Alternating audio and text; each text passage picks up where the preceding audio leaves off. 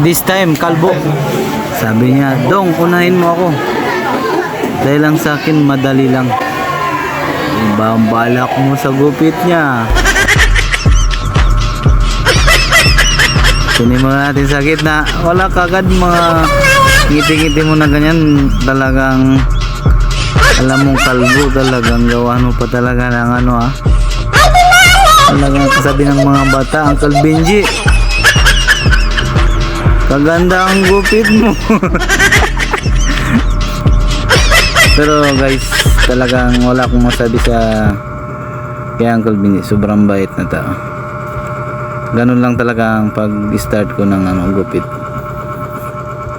Pero sa dami ng tumitingin niya guys, yung tawa nila guys, hindi na magputol dyan kakatingin.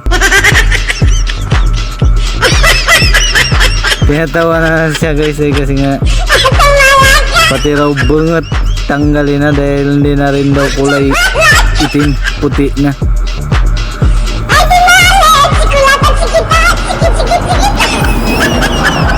Pangiting-ngiting ako dyan dahil nakala nila siguro hindi ko tanggalin. Siyempre unang step lang yun.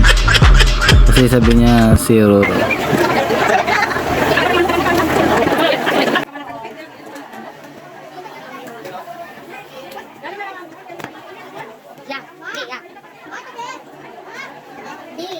Oh my God!